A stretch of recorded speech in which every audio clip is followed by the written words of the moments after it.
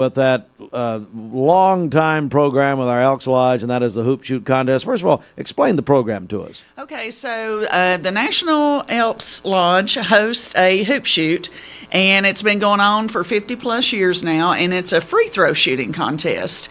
And so every state competes, and I run the program for our local Elks Lodge 1944 and have done that now for the past 5 years. And in the last 4 years, we have taken kids here from Cleveland to the national finals. And going to the national finals means they are in the top 12 in the nation. Wow. And so, yeah, so it's they shoot 25 foul shots.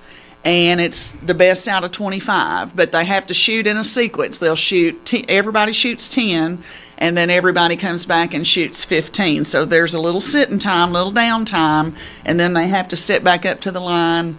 And it's a lot of pressure. Like, people in the stands are not allowed to talk. You don't cheer like you do at a basketball game, so everything's really quiet. And it's just very, it's a good experience, I think, for the kids. And so, yeah, we're here with Parker. It's with his second round going to the nation, to the Parker, nationals. congratulations. Second time to the Nationals. Mm-hmm. Yep. Wow. Well, tell us about yourself, Parker. Well, how old are you? 12. 12 years old. And where do you go to school? Ocoy. At Ocoee Middle School. All right. Very good. And tell me, what got you interested in this? Why did you want to do this? I think my mom just told me there was a free throw competition, so I guess. And your mom, Tanya and Shane are here, your dad. And so how much do you practice? Yesterday we did about 150 to 200 shots a day, so or not always a day, but when we can. When you're shooting free throws, like, what's going through your mind? What are you thinking when you're doing it? Just routine, my 2 dribbles and then a spin, focus on the rim. That's right. I'm going to bring in Mom, Tanya. What made you suggest this to Parker here? It was really Karen. Karen said, "Hey, Karen, yeah. we blame Karen." Yeah. She just mentioned it, and he loves basketball, so we. Well, and I guess Shane, he's in the school system, so he knew about it as well. So he just started going, and it's natural to him. So Shane, we talked about this last year. I think it's a rhythm. Come on up here, if you will. There's a rhythm to it, isn't it? He is very robotic. I mean, he has to repeat. I mean, I walked in the gym yesterday, and his foot was 2 inches out. And we had every little detail makes that hit or miss. It has to be a repetition over and over and over. So he's got that down. He's very calm. He's very smart about knowing his routine. So that makes all the difference in the world. What are there any basketball players you look up to or that you like? Steph Curry. Steph Curry? Mm-hmm. And he's a good free throw shooter, I believe. Yeah. Really good 3-point shooter. But what's it like? So, you've obviously been shooting around here, but going to Chicago, how do you approach that? Well, I've been here before, so. Yeah, that's right. It's not a big change. It's still the same format and stuff, so. You ever seen the movie Hoosiers? No. We will. Shane? We'll work on that. So, when Gene Hackman measures he says it's the same thing, It is very, it's one of his advantages. He's done this. Most of the people we compete against, it's their first time. Mm-hmm. And so him being there so many times, he's experienced in it. And you can watch the people he's shooting against, when he makes his shots, they just kind of give up. I mean, they know, but he knows that if he misses one, it's not over. And so he's good at playing the mind games of the shooting also. That's 2/3 of it, probably. Karen, it's such a wonderful program. The Elks does so much here in Cleveland and around this area. Well, all the members are really excited. We have Parker's name's down there. We have Parker Evans Way because he's the first one ever from Cleveland to go to the Nationals. And then we have his name along with Bryson Gates and Layla Mason, who went last year, and they're listed as national finalists, and those are in our parking lot and stuff. And so we're just really proud of him. And I want to say this, like he's a two-time state champion. So once he wins in the state, we go to Paducah and we compete against Kentucky, Missouri, and Arkansas. Wow. And so, when he was 8 years old, he sent them to the house, so he's the central region when we go to Chicago. And this year, he made 25 out of 25 in Paducah. Oh. And he's the only representative from the state of Tennessee that'll be going to Chicago this year. So we will be wearing our UT orange with pride. And it's really a big deal. I mean, there's 12 shooters in each age group, and he will be in the last age group to shoot that day. So they shoot in the big arena that the WNBA plays in, and they get practice time when they're there in Chicago. They get fun time. When is this, Karen? We go on the 24th. We fly out on the 24th, and he actually shoots on the 26th. And so we will know after that. But he received that extra award this year in Paducah for making 25 out of 25. And I forget the name on that award that he got, but that'll be in the national Elks Lodge in Chicago. There's a big, huge, it's a big deal. Oh, yeah. And so his name will be on that plaque in there, and we're hoping he can come away being in the top 3, but if not, he's still in the top 12. So that's good to get to go once, but to get to go twice, that's a big deal. It's incredible. Yeah, yeah. Parker, man, how do you feel about all this? How you feel going in? Confident. Just go do it. Just go get it done. Well, good luck. We're all pulling for you, okay? Thank you. All right. We're going to actually switch segments here. Karen, as I said, is our host this hour. And Karen is involved in a lot of great things. So, Karen, talk about our friend Tabitha Payne right here. Okay, our friend Tabitha Payne. Tabitha and I work in the Office of Coordinated School Health for Bradley County Schools. And Coordinated School Health works pretty much with anything health and wellness that goes within our schools. We have a hand in that. And Tabitha is our school nurse manager. She has her BSN in nursing, and so she manages, is it 17 nurses? 17, yes. 17 nurses.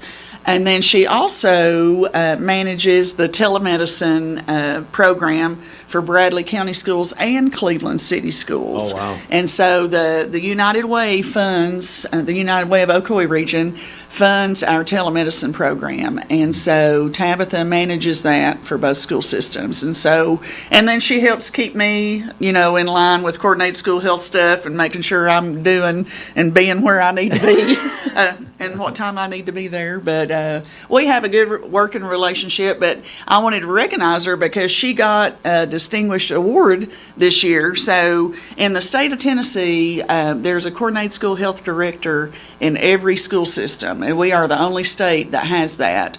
And so each year they give awards, and so Tabitha this year won the Health Services Award for the state of Tennessee because we have the different facets like physical education, health education, school counseling, and there's more, but she won the health services, so I've been calling her number one. And so anyway, which is, again, it's a big deal because out of all of the people that could have won that award in the state, we were in a room of almost 700 people. My And Tabitha, she's giving me the evil eye, because she don't like to be in front of people. But I'm very proud of her, and I wanted her to be recognized for Tabitha, that. congratulations. Thank you, thank you. What does this mean to you? This is a big deal, statewide honor. Oh, it's very humbling. I'm very appreciative of the opportunity that I have to be in the role that I'm in. But I'm ever so thankful for all of our school nurses because without them, I couldn't do what I do. Mm-hmm. And they are the footwork of everything that we kind of lay out there. How's it changed even since how long have you been doing this? Oh, This is year 9. Year 9. So I mean, through the pandemic and the whole thing. But how's it changed since you started? Since I came into this role, like we've implemented a few other partnerships and some different opportunities for our school district in general. The telemedicine, like it was the footwork was already laid there when I came into the role, but we've just we've had new opportunities to grow it in different ways, and I feel like it's much better for our community and our faculty and our students. And then just the different other programs that we've came in. Stellar in general, that brings in opportunities to help our school nurses with stipends and to purchase things for them that maybe the normal budget wouldn't allow us to do. And telemedicine has become such a big deal, hasn't it? Yes, telemedicine that's one of my passions. Like I really love it. Just being able to serve the rural community and the families that it doesn't take the place of anyone's primary care physician whatsoever. It's just an asset to our district and Cleveland City as well, because it just helps the families that maybe can't get off from work to take their student to the doctor's office. And so I just really love this program because it just gives those families and even our faculty members the opportunity to be seen quicker or to get back to work or to get back to class much sooner than they may have. But I think it's expanded. I know when Tabitha first came on board with us in our office, we did not have telemedicine in every school in our district, and thankfully we do now. We work very closely with Miss Lynn Voles from the Bradley Cleveland Education Foundation, and it's a really good program, and to have it in every single school system, because we do have children that don't have access to medical care, or they may have a medical doctor, but the parents can't get off work to go and take them, so they can go right in our nurse's office and have that visit. And we have a great partnership with Angela Coates and her business, and she that's partnership with them, and it's, what's the name? Ocoee Pediatrics. Yes, Ocoee Pediatrics. Sorry, I went blank. But yeah, a great relationship with them, and of course, they've worked in or grew up in the school system, she and her husband. So yeah, it's just like a big family, and so it just keeps expanding, and our goal is just to be there to help our students, and so we feel like with the expansion of that we're doing that, and we're over 500 visits this school year between both districts. Wow. Yeah, the nurses do an amazing job with that. They do, and it's a process, and we continue it each year, and so and that's just one of the many things that Tabitha does, and but yeah, I'm just very proud of her, and I know she's very conscientious about everything that she does. She has a good work ethic, and we do a good job in the really Office do. of Coordinated School Health, and I'm proud of what we do, and I'm, like she said, I'm grateful for the opportunity. Dr. Cash, knows that we're going to do what we're supposed to do, and she turns us loose to do it, and I appreciate it, I do, yeah. Well, Karen, thank you so much for calling attention to this, because we're so proud of you, Tabitha. It's a huge honor, statewide award, and you've been a good host this hour. Well, thank you. It makes me nervous. Right. No, I love to talk. I just don't like to be on TV or whatever. Yeah. So, no, I can talk with the best of them. I know, Karen. And that's when I appreciate her the most, because I don't like to talk. I just like to work. I think they're all agreeing over here, too. Everybody's head's nodding. No, Yeah. Karen, I tell you, thank you. you for bringing both of these guests to us. So important. Well, you're One welcome. reason we're Thank here. you. We appreciate it. All right, Yeah. Tabitha, congratulations. Thank you. That's going to do it for us here this morning. Let me give you a couple of quick program reminders before we go off the air. Bridget, we do want to mention